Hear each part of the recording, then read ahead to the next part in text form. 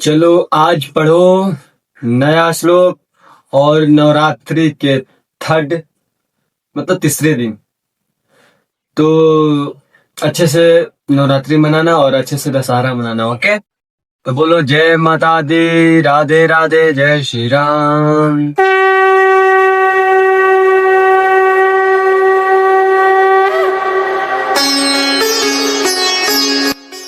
तो चलो स्टार्ट करते हैं। क्या नेक्स्ट श्लोक 33 श्लोक है 33। तो पढ़ना हो, पिछले श्लोक में पढ़े यज्ञ के बारे में कि हाँ यज्ञ क्या होता है, आत्मबुद्धि में लीन कैसे होता है कैसे नहीं, देहात्मा मतलब अपने शरीर के आत्मा का, वही जाकर देख लेना। ओके, तो चलो स्टार्ट करते हैं 33।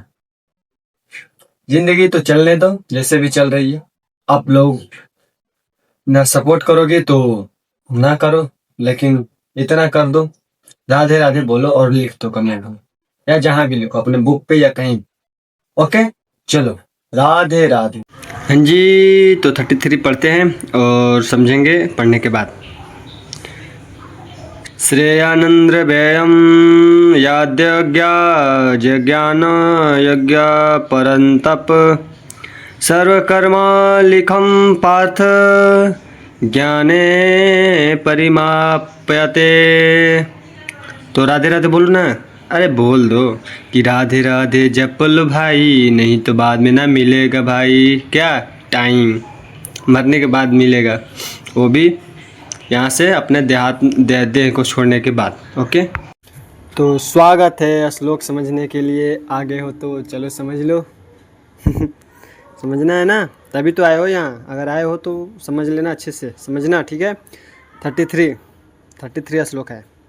अब बोलते हैं कृष्ण भगवान की, हाँ तो हर श्लोक में बोलेंगे ये। चलो, कि जो द्रव्य यज्ञ होता है ना, वो ज्ञान यज्ञ से श्रेष्ठ है।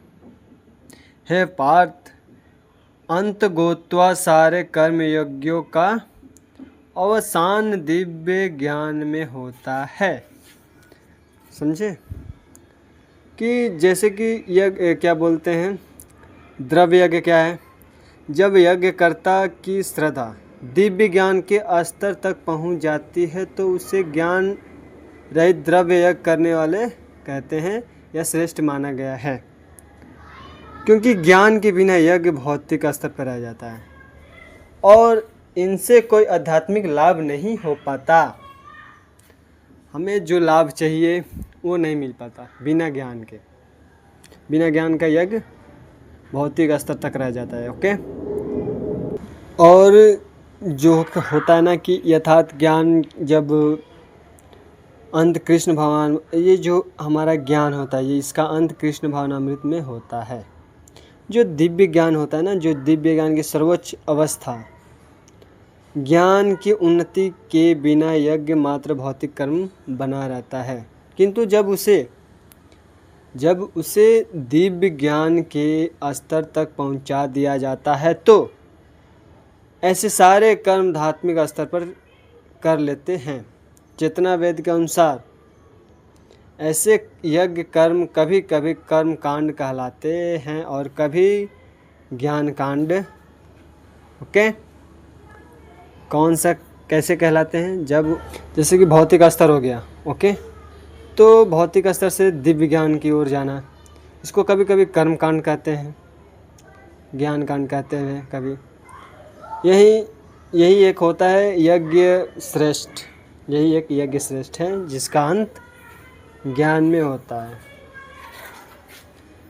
जो चीज़ होता है ना कि लोहे को काटता है, तो वैसे ये ज्ञान का ज्ञान ही अंत कर सकता है, अन्यथा कोई नहीं। तो आज नवरात्रि का तीसरा दिन हो गया। ओके, तो जैसे कि माँ दुर्गा यहाँ पर कैसे पूजा होता है कैसा नहीं,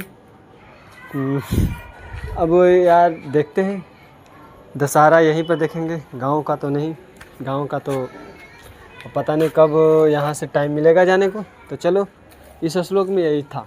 ओके, तो बोलो राधे राधे कि नहीं बोलना है? नहीं बोलना है तो फिर भी बोलना पड़ेगा। तो चलो पढ़ते हैं। पढ़ते नहीं, बढ़ते हैं नेक्स्ट श्लोक के साथ। तो अभी के लिए विराम। ओके, राधे राधे, राधे राधे, राधे राधे, जय श्री राम।